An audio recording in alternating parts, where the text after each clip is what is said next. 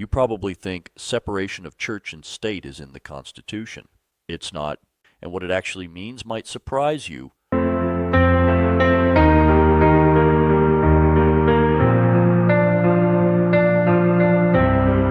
For most of us, separation of church and state feels like it's right there in the Constitution. It sounds settled, right? But here's the thing, that phrase, it isn't actually in the Constitution. The founders' intent, the First Amendment says, Congress shall make no law respecting an establishment of religion or prohibiting the free exercise thereof. Two protections, not one. The government can't start a church, and it can't stop you from practicing your faith. See, the founders were reacting to the state-controlled mess in Europe. In England, you were taxed to support the Church of England, whether you went there or not. Their big concern was coercion, not religious expression.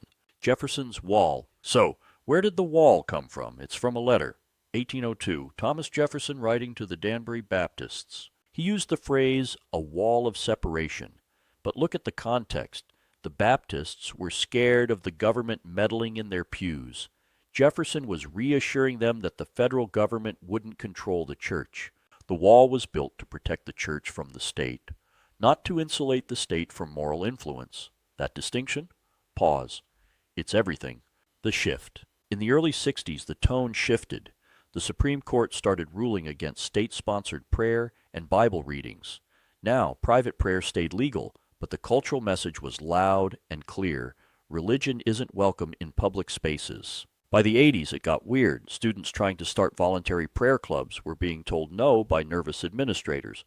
Anything religious started to feel legally dangerous. The court eventually corrected this in 1990, saying if you have a chess club, you can have a Bible club, but the damage was done.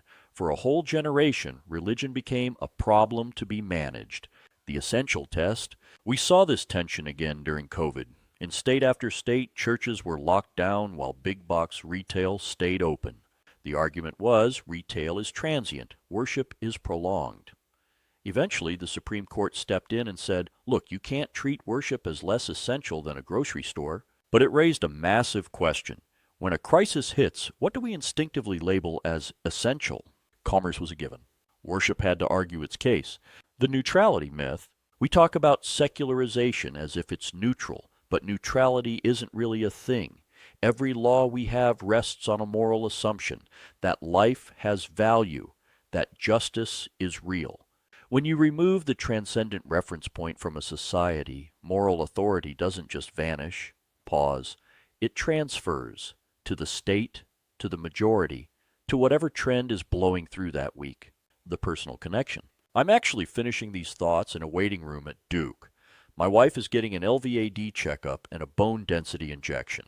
It's a strange pair of reminders. An LVAD doesn't replace the heart. It supports it when it's too tired to carry the load. That injection, it doesn't make you young. It just stops the bones from thinning so the structure doesn't collapse. Modern medicine gets it. When foundations weaken, you don't just cross your fingers. You reinforce, you monitor. And it makes me wonder, don't cultures need that same vigilance? For a long time, America assumed our moral strength was self-sustaining, like the structure would just hold forever without its original supports.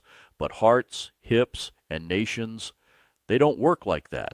When the framework fails, everything built on top of it feels the strain. I'm Wayne, and that's my worldview. What's yours? Thanks for sticking around to the end. I'm Wayne, and that's my worldview. What's yours?